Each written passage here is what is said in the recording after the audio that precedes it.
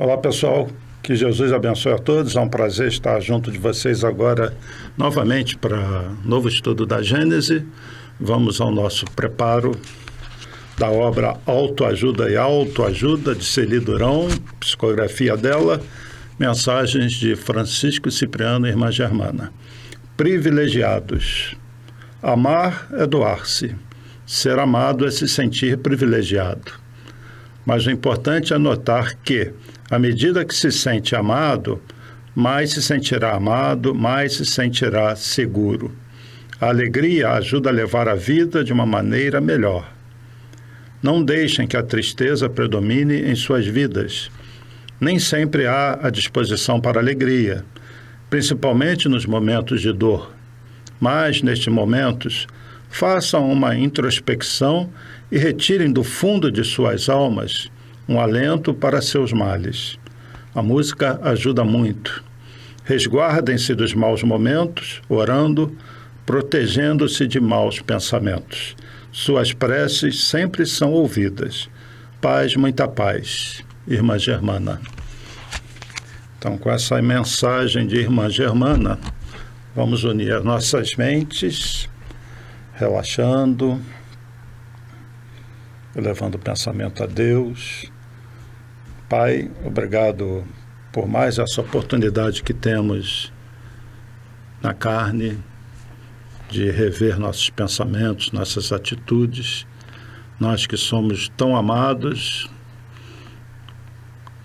aos quais é destinado um futuro maravilhoso, basta que amemos, basta que tenhamos a disposição de amar da mesma maneira que somos amados. Sabemos disso, mas nos dê força na nossa pequenez, ilumine nossos lares, abençoa nossas vidas, nossos entes queridos, nossos animais, e que sigamos em frente com força, com fé, na certeza de que estamos amparados. Então, que o Senhor nos ilumine, que Jesus continue abraçado conosco nos seus exemplos de amor, e obrigado por esse estudo que nos inspire no entendimento.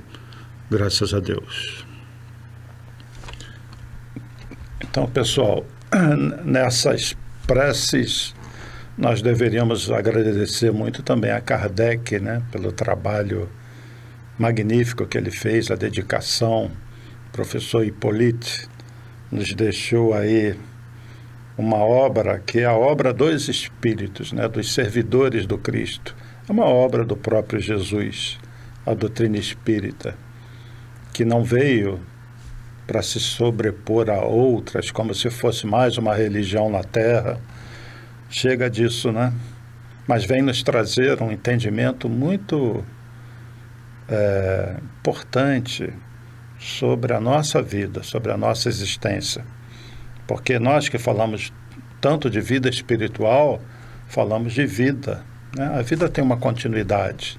Na verdade, como nós estamos estudando nesse capítulo da Gênesis, os fluidos, o que existe é a matéria que nos reveste, que é diferente. O espírito é sempre o mesmo. Segue com seu corpo espiritual e sempre revestido de matéria. Ora, a matéria mais densa nos envolvendo, ora, essa matéria mais densa nos deixando. E nós seguimos em frente. Tá? Nós vamos continuar hoje no item 16.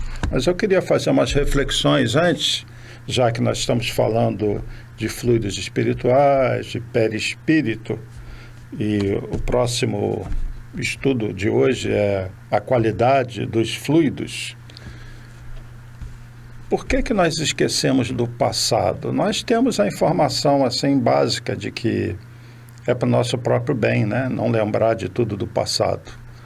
Porque é aquela história, se nós lembrássemos que entramos na casa de alguém, seja 1, 2, 3 séculos atrás, não importa, e cometemos um mal contra aquela família, matamos, roubamos, coisas desse tipo, nós não teríamos paz, né? Não só a paz da nossa consciência, como também não ficaríamos em paz ao ficar de frente com esse e essa pessoa nos vendo como seu algoz, muitas vezes aquele que arruinou a vida, né, a família.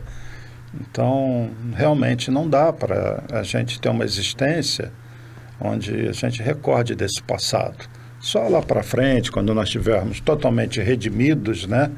E aí sim nós vamos nos recordando aos pouquinhos das existências passadas. Algumas pessoas até lembram de vidas anteriores. O que se diz é que Chico Xavier, por exemplo, ele ia milhares de anos. Já imaginaram isso? Quantas encarnações que ele conseguia visualizar? Mas o Chico Xavier estava preparado para isso, né? Já é um espírito que tem uma certa luz. Nós estamos a caminho. Então, esse esquecimento do passado tem a ver também com a própria encarnação.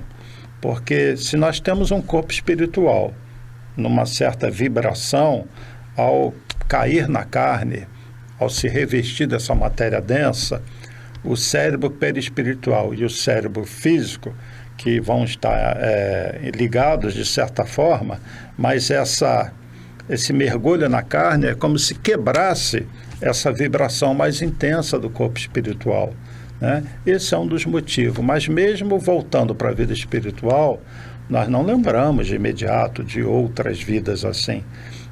Até acontece em alguns casos, mas cada caso é um caso. Vocês não devem conhecer esse livrinho aqui chamado Emmanuel, talvez alguns tenham lido, é da psicografia do Chico Xavier, é uma das 530 obras de altíssimo nível psicografadas pelo Chico Xavier. E é o próprio Emmanuel que, né, envia todas essas informações. Então tem um trechinho aqui que é o ouvido temporário, quer dizer, o ouvido é o esquecimento, né? Esquecimento do passado. Aí ele vai dizer assim: o esquecimento nessas existências fragmentárias, obedecendo às leis superiores que presidem ao destino, representa a diminuição do estado vibratório do espírito em contato com a matéria. Entenderam?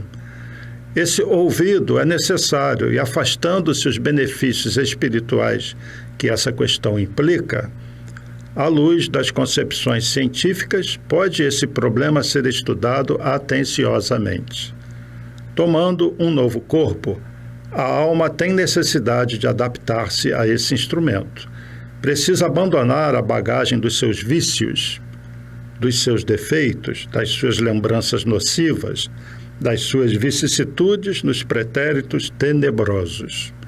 Necessita de nova virgindade. Um instrumento virgem lhe é então fornecido. Os neurônios desse novo cérebro fazem a função de aparelhos quebradores de luz. O sensório limita as percepções do espírito, e somente assim pode o ser reconstruir o seu destino. Para que o homem colha benefícios da sua vida temporária, faz-se mister que assim seja.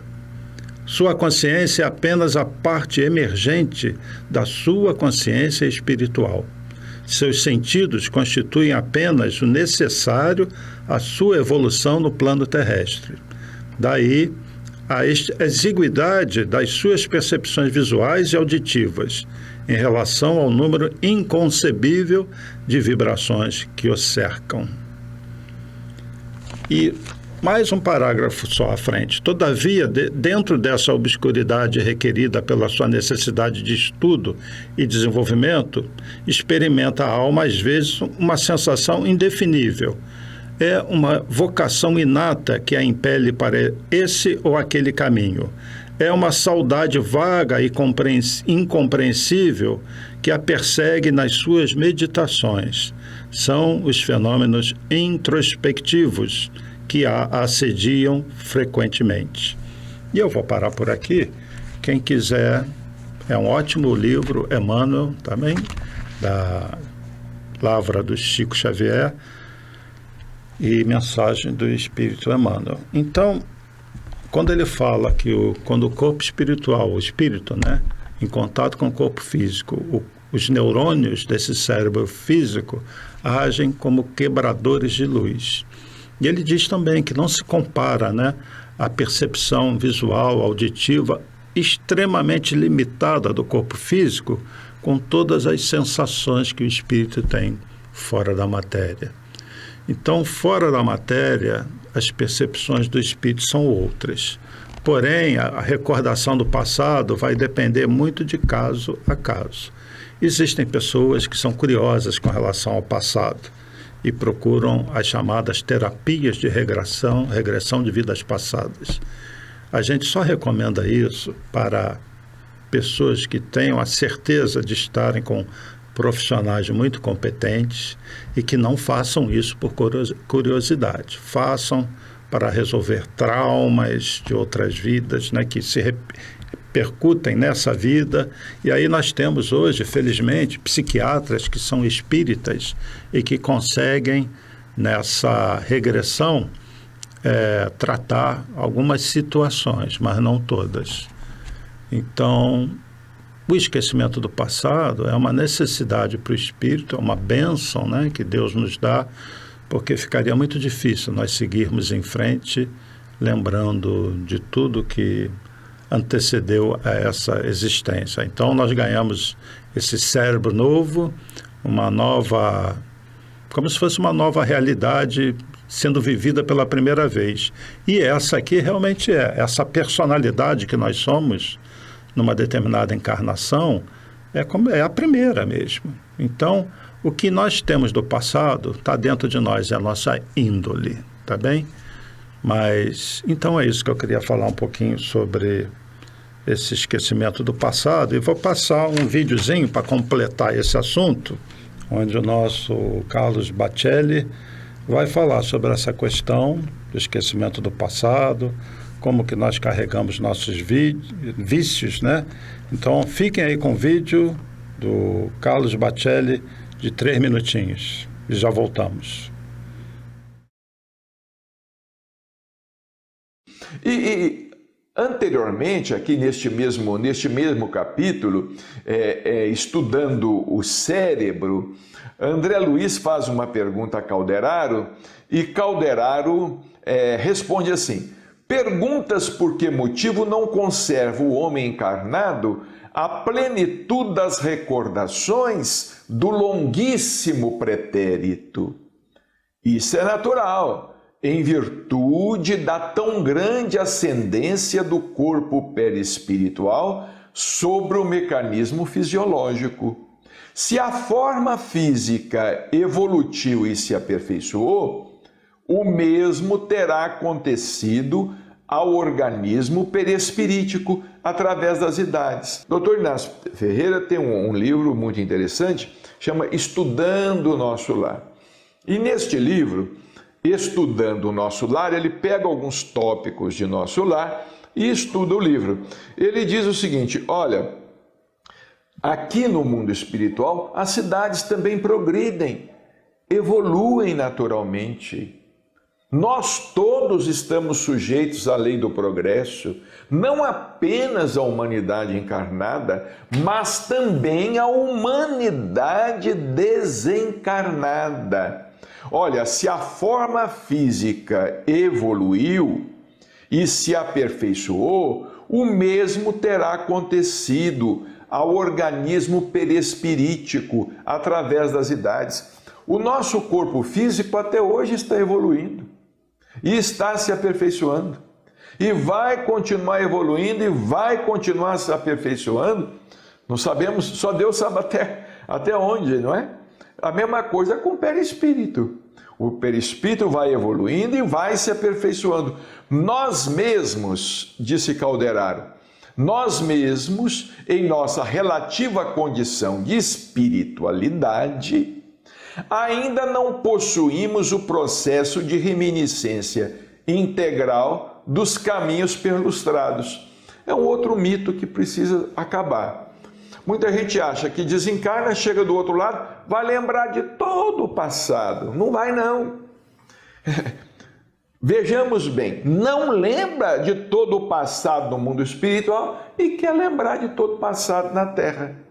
Não lembra do outro lado, onde a matéria é mais rarefeita, não é? Onde a matéria é menos densa e, portanto, a mente tem um maior poder de atuação sobre o cérebro, sobre as reminiscências, etc, etc. Calderari está dizendo aqui, nem no mundo espiritual nós vamos ter acesso às nossas muitas vidas anteriores. Podemos ter alguma lembrança, como na Terra temos alguma lembrança, não é? Às vezes temos um sonho revelador, alguma coisa que nos marca, que nós começamos a pensar assim, no passado eu acho que eu fiz isto ou aquilo, né? Mas como diz o doutor Inácio Ferreira, o nosso passado é quase só sucata. Não convém estar mexendo no passado, não, porque não vai sair coisa muito boa. Se você levanta uma pedra que está ali parada há muito tempo, você vai encontrar o quê? Lesma, caramujo, escorpião, lagartixa, né? Pode ser que você encontre até uma pedra preciosa, mas isso é uma raridade. Então é isso. Façam suas reflexões sobre essa questão do esquecimento e façam dessa vida uma vida boa para que no futuro nós tenhamos boas recordações. Quando nos lembrarmos de existências passadas, provavelmente vamos acessar a essa e vamos dizer assim, foi aqui neste ponto que eu comecei uma nova caminhada na minha existência eterna como Espírito, Filho de Deus, onde eu comecei a me voltar realmente para o amor, tá bem? Então vamos continuar o estudo da Gênesis aqui com essas reflexões que tem a ver com o que nós estamos estudando. E o item 16 fala da qualidade dos fluidos, no caso aqui dos fluidos espirituais, né? De toda essa matéria que nos cerca no universo. Vamos lá. A ação dos espíritos sobre os fluidos espirituais tem consequências de importância direta e capital para os encarnados. Desde o instante em que tais fluidos são o veículo do pensamento, que o pensamento lhes pode modificar as propriedades, é evidente que eles devem estar impregnados das qualidades boas ou mais, dos pensamentos que os colocam em vibração, modificados pela pureza ou impureza dos sentimentos. Os maus pensamentos corrompem os fluidos espirituais, como os miasmas deletérios corrompem o ar respirável. Os fluidos que rodeiam ou que projetam os maus espíritos são, pois, viciados, enquanto que aqueles que recebem a influência dos bons espíritos são tão puros quanto o permite o grau de perfeição moral deles. Então, com isso, nós temos aquela informação, mais uma vez, reforçada pela espiritualidade, que os nossos pensamentos influenciam a matéria, tanto a matéria do plano físico como a do plano espiritual. Só que a do plano físico é menos suscetível de modificações do que a matéria do plano espiritual, que é muito plástica, muito sensível à ação do pensamento. Até por isso, nós precisamos estar encarnados. É uma proteção para nós também. Lembram da mensagem da água, novamente, do professor Emoto? Como que uma oração, um pensamento positivo, a palavra amor, gratidão, carregam uma energia que transformam aqueles cristais da água, quando a água é congelada? Pois é exatamente isso. Só que essa matéria que nos reveste na vida espiritual, ela é muito sensível à ação desse pensamento. E o próprio espírito, portanto, traz impregnado nele bons fluidos ou maus fluidos, conforme a sua natureza íntima, seus sentimentos mais íntimos.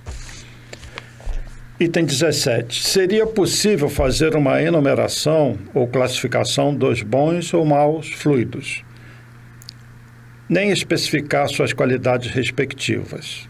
tendo em vista que sua diversidade é tão grande quanto a dos pensamentos. Os fluidos não têm qualidades sui generis, mas sim as que adquirem no meio onde são elaborados. Modificam-se pelos eflúvios desse meio, como o ar pelas exalações, a água pelos sais das camadas que atravessa. Segundo as circunstâncias, essas qualidades são, como o ar e a água, temporárias ou permanentes, o que as torna mais especialmente próprias à produção de tais ou quais efeitos determinados. E agora, muito importante, os fluidos tampouco têm denominações especiais, como os odores são designados por suas propriedades, seus efeitos e seu tipo original. Sob o ponto de vista moral, trazem a impressão dos sentimentos do ódio, da inveja, do ciúme, do orgulho, do egoísmo, da violência, da hipocrisia, da bondade, da benevolência, do amor, da caridade, da doçura, etc. Sob o ponto de vista físico, são excitantes, calmantes, penetrantes, adstringentes, irritantes, dulcificantes, soporíferos, narcóticos, tóxicos, reparadores, expulsivos, tornam-se força de transmissão, de propulsão, etc. O quadro dos fluidos seria, pois, o de todas as paixões, virtudes e vícios da humanidade e o das propriedades da matéria correspondentes aos efeitos que produzem. Portanto, os fluidos sofrem a influência dos nossos pensamentos. Como no mundo espiritual, como nós já vimos, o pensamento e a vontade são o que a mão é para nós encarnados, é de vital importância que tenhamos pensamentos equilibrados, sentimentos de amor. Entenderam a relação que existe entre o estado íntimo do ser e a qualidade dos fluidos que o revestem? Então, o que é umbral? Novamente, lembrando que nós falamos da semana passada. Aqueles fluidos são impregnados pelos pensamentos dos espíritos que estão lá, que cometeram suicídio, que mataram, que roubaram, cheio de culpa, cheio de remorsos, falta de fé. Então, o umbral é o reflexo íntimo do conjunto de seres que, por afinidade, estão ali e que plasmam em torno de si aquela atmosfera psíquica, fluídica, extremamente pesada, enegrecida, feia, de vibração densa. Um plano espiritual superior vai refletir o estado íntimo de espíritos superiores. Entenderam a diferença que existe? Então, essas esferas espirituais que revestem a Terra, os fluidos que a formam, que são os fluidos do nosso planeta, também são moldadas, também são modificadas pela ação psíquica dos seres que ali estão, tá bem? A Terra tem, então, a sua atmosfera fluídica, refletindo o pensamento dos encarnados. Então, essa atmosfera fluídica nós chamamos de psicosfera. E, no momento, a psicosfera da Terra está densa. Os espíritos estão mergulhando nos umbrais, retirando aqueles mais violentos. Muita gente encarnada ainda, né? Tensa. No mundo vive choques, conflitos. Então, isso repercute nesses fluidos que revestem a Terra nas primeiras camadas, tá bem? E o umbral, então, seria essa primeira camada junto a nós. Todo mundo passa pelo umbral quando desencarna? Isso é uma dúvida que as pessoas têm. Eu vou passar pelo umbral? Todo mundo vai passar. A diferença é se você vai parar ali ou não. Se você vai sintonizar com aquela região ou não. Porque o umbral, ela reveste. O umbral é porta. Alguém vai de uma sala pela outra sem passar pela porta? Não. Você tem que passar pela porta. Agora, você vai ficar parado na porta? Essa seria a ideia do umbral. É uma primeira dimensão densa. Então, você desencarna, você pode passar por ali direto. até sem sentir essa região densa. Agora, se você estiver sintonizado, você não vai passar, você vai ficar por ali. Porque por sintonia, você está no teu ambiente. O teu corpo espiritual está denso, da mesma maneira que aquela psicosfera, aquela atmosfera fluídica está densa. E por uma questão até física, você vai ficar por ali. Como aquele balãozinho que está com gás pesado, enquanto o outro está com gás hélio e vai lá para cima. O que está com gás pesado vai ficar ali embaixo, quicando perto do chão. Assim é o nosso corpo espiritual. Vamos dizer, comparando com um balão, como o Leon Denis faz na obra Depois da Morte, alguns estão com o seu perispírito como um balão cheio de gases pesados. Então vão ficar quicando aqui pela terra, isso é o umbral. Outros estão com gás hélio, vão lá para cima. Entenderam? O que dá essa vibração? A qualidade dos nossos pensamentos, que repercute na qualidade dos fluidos que nos revestem intimamente no nosso corpo espiritual e que estão em torno de nós também, tá bom? Eu vou então continuar no item 18. Vamos falar um pouquinho da questão da expansão do corpo espiritual, a expansão do perispírito, que tem a ver também com o nosso desdobramento durante o sono, tem a ver com os sonhos. Mais à frente nós vamos falar sobre isso também, sobre os sonhos. Então, item 18.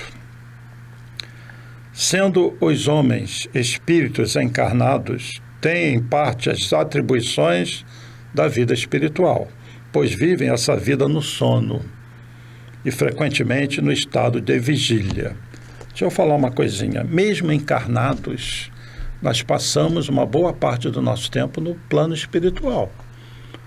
Quando a gente dorme, o corpo espiritual se desdobra do corpo físico. Nós já falamos isso várias vezes e eu vou dar o mesmo exemplo que eu dei anteriormente. Uma pessoa que durma 8 horas por noite, que seria o recomendável, normal, e que viva 90 anos, 8 horas dá 1/3 do dia, né? 3 vezes 8, 24. Então, uma pessoa que durma 8 horas por noite, vivendo 90 anos, na verdade, ela vai passar 60 anos em estado de vigília, acordado, e 30 anos desses 90, ela vai passar no plano espiritual, porque está dormindo e está desdobrada. Então, mesmo encarnados, nós passamos um bom tempo na espiritualidade. Por isso que ele diz que, sendo os homens espíritos encarnados, tem em parte as atribuições da vida espiritual, né? Pois vive essa vida no sono. Bom, continuando. O espírito, ao encarnar-se, conserva seu perispírito com as qualidades que lhe são próprias, e que, como se sabe, não é circunscrito ao corpo, porém irradia-se em derredor, envolvendo como uma atmosfera fluídica. O nosso corpo espiritual, eu já falei, como se fosse um livro de várias camadas, e ele não termina na superfície do nosso corpo físico, ele ultrapassa o corpo físico, é um corpo energético. Então, um espírito, quando nos olha, não vê o nosso corpo espiritual apenas nos limites do corpo, vê ultrapassar o corpo. Então, tem uma energia em volta de nós, que faz parte do nosso corpo espiritual, tá? Pela sua união íntima com o corpo, o perispírito desempenha um papel preponderante no organismo. Por sua expansão, coloca o espírito encarnado em relação mais direta com os espíritos livres e também com os espíritos encarnados. O pensamento do espírito encarnado age sobre os fluidos espirituais, como também o dos espíritos desencarnados. Transmite-se de espírito a espírito pela mesma via, e conforme seja bom ou mal, saneia ou vicia os fluidos circundantes. Então, dois seres em contato próximo, essa atmosfera fluídica de um e de outro se intercalam.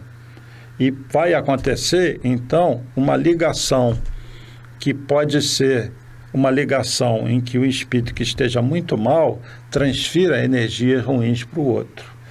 A mediunidade, na verdade, se dá mente a mente pela aproximação dos corpos espirituais. Essa atmosfera fluídica que nós estamos falando aqui, mais à frente nós vamos ver que começamos a falar de um assunto aqui na Gênesis que diz respeito à nossa aura. Todo mundo já ouviu falar da aura. Nós não temos tantas descrições assim da aura. Então nós temos que catar nas obras espíritas, tá bem? Deixa eu continuar para depois a gente fazer algumas observações pegando informação de outras obras.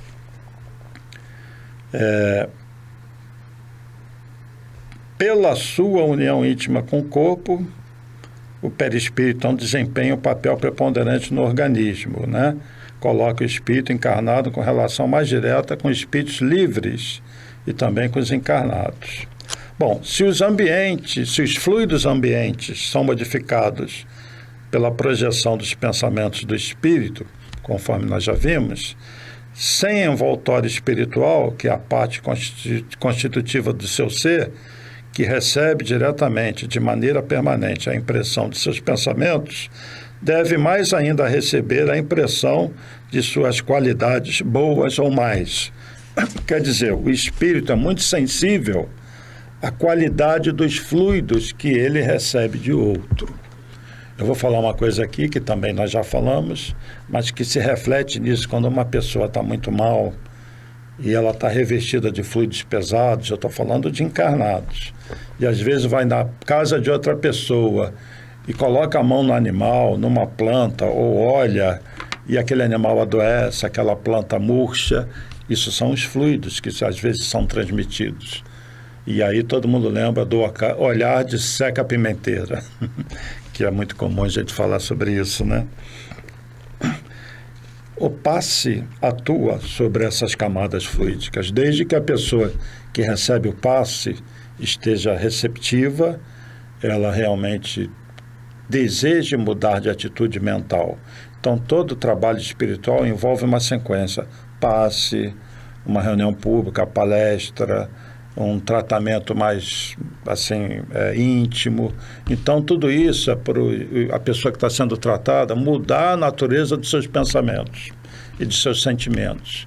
Porque, no fundo, é ela que precisa mudar a mente para que os fluidos que a revestem se modifiquem.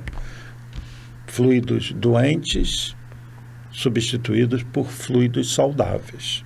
Então, uma pessoa doente fisicamente pode estar o corpo doente, mas a sua atmosfera fluídica pode estar saudável, porque existem pessoas doentes que têm fé, resignação, trabalham no bem, estão sempre querendo aprender, ajudar, e mesmo estando doentes fisicamente, espiritualmente, estão saudáveis.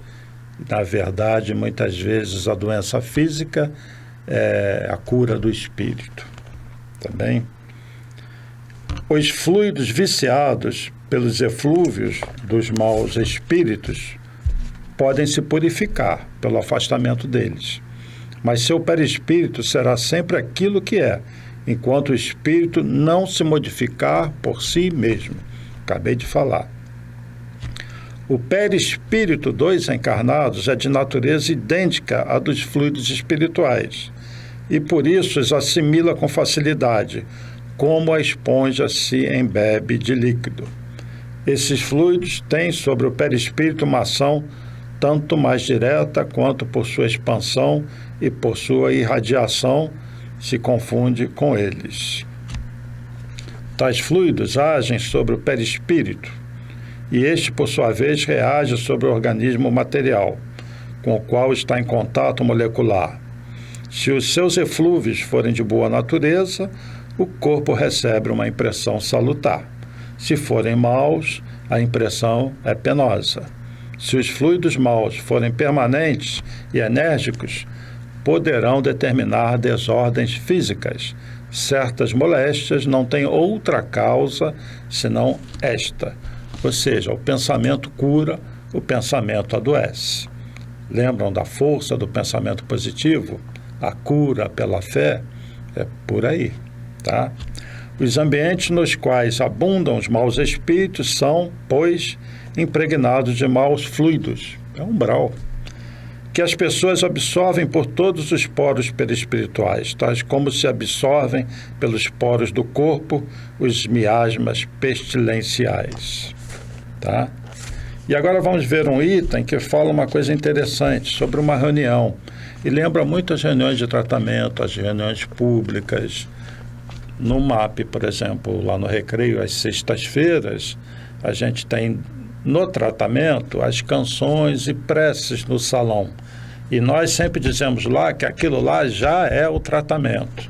As pessoas depois são chamadas para as macas, onde são atendidas diretamente.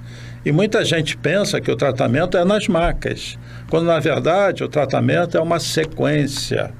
E essa parte no salão é muito importante.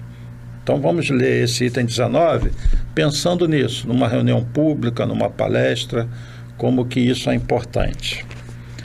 Então nós estamos falando da ação da mente, do pensamento sobre a matéria, como ela atua nos fluidos espirituais. Assim se explicam os efeitos que se produzem nos lugares de reunião.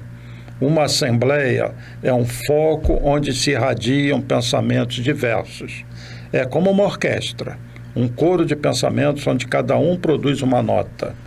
Daí resulta uma multidão de correntes de eflúvios fluídicos, dos quais cada um recebe a impressão pelo sentido espiritual. Como num coro de música, cada um recebe a impressão dos sons pelo sentido da audição. Porém, assim como há raios sonoros harmônicos ou discordantes, há também pensamentos harmônicos ou discordantes. Se o conjunto for harmônico, a impressão é agradável. Se for discordante, a impressão é penosa. Ora, para tal não é necessário que o pensamento seja expresso em palavras. A irradiação fluídica nem por isso é menor, quer seja expressa ou não. Tal é a causa do sentimento de satisfação que se experimenta em uma reunião simpática, animada por bons pensamentos de benevolência. Ali reina uma atmosfera moral salubre, onde se respira à vontade. Dali se sai reconfortado, pois que as pessoas são impregnadas de eflúvios fluídicos salutares. Porém, se ali se misturam pensamentos maus, produzem o efeito de uma corrente de ar gelado num ambiente cálido, ou de uma nota desafinada num concerto. Assim se explicam também a ansiedade, o mal-estar indefinível que se sente no ambiente antipático, onde pensamentos de malquerença provocam como que corrente de ar mal cheiroso. Então, essa questão dos pensamentos em conjunto, e ele faz aqui uma analogia com uma orquestra, né? É muito importante quando um grupo vibra no bem, no amor, e para isso, essas reuniões onde nós temos preces em conjunto, intercaladas com canções, formam uma atmosfera fluídica extremamente salutar. A pessoa, sem saber, ela já está sendo tratada ali, porque ela chega numa reunião dessa, ela chega para ser tratada, impregnada de fluidos pesados. E ali naquele ambiente, ela vai entrando no ritmo, entrando no clima, e ela vai mudando a disposição mental dela. E ela começa a substituir seus fluidos densos por fluidos salutares. Ali começa o tratamento. Daí a importância da reunião pública, mesmo nos trabalhos de tratamento, de cura, tratamentos de desobsessão. É fundamental a pessoa mudar a sua atitude mental. Daí a importância em casa da prece, da música, do evangelho no lar. E, levando em consideração essa informação, vamos acessar uma figurinha, o coração azul no céu. Essa figura retrata uma reunião descrita por André Luiz na colônia espiritual Nosso Lar, onde os 72 ministros se reúnem todo fim de tarde, se concentram em prece e plasmam um coração azul, como a matéria do plano físico do plano espiritual é extremamente suscetível à ação do pensamento, nós estamos estudando isso, esse coração ele se torna visível no céu. Né? Isso foi desenhado pela Igorina Cunha, sobrinha de Eurípides Bassanufo, que em desdobramento foi a colônia Nosso Lar. E depois, junto ao Chico Xavier, descrevendo isso, Chico confirmou que é assim mesmo, porque ele também desdobrava e via a mesma coisa. Então, esse coração azul, plasmado por um grupo, é o que nós chamamos de egrégora.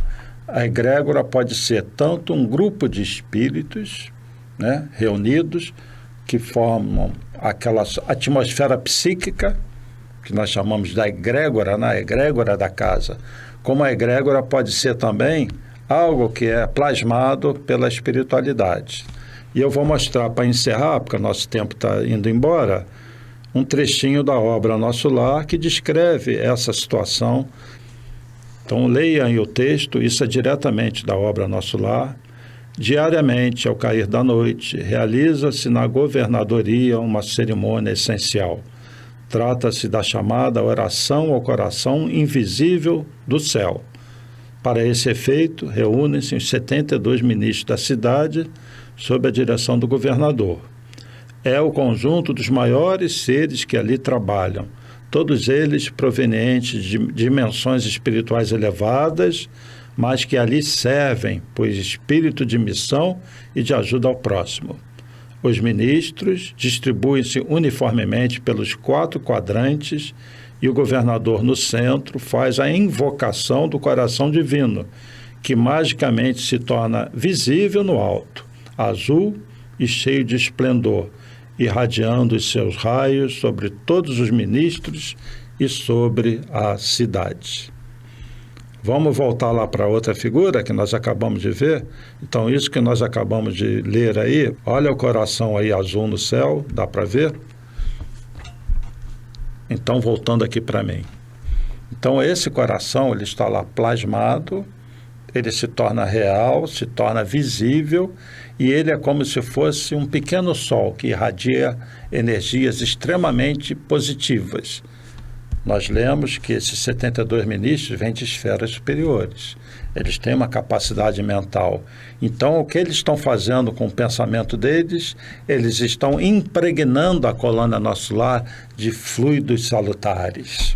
E esse coração é como se fosse uma fonte de energia que vai ficar pulsando ali, que reflete o pensamento, todo o amor, todos os melhores sentimentos desses ministros que vêm de esferas superiores. Então, de certa forma, eles equilibram essa vibração da colônia, que é muito afetada pelos pensamentos negativos de quem é resgatado. Entenderam? Então, precisa haver algo para contrabalançar o pensamento desses André Luizes, que vem cheio de dores do umbral, porque senão a colônia se desfaz, ela se desestrutura, e ela precisa ser mantida estruturada, né? Porque tudo é moldado pelo pensamento no plano espiritual. Infelizmente, o nosso tempo não dá, eu tinha outras informações, mas que fica para o estudo seguinte, vídeos, figuras. Então, eu agradeço muito a atenção de vocês, que Jesus ilumine a todos, espero que estejam compreendendo bem esse assunto, que é muito importante, esse capítulo 14, eu friso isso toda hora. Então, nos vemos na próxima semana, se Deus quiser. Paz e bem, paz e luz, paz, muita paz.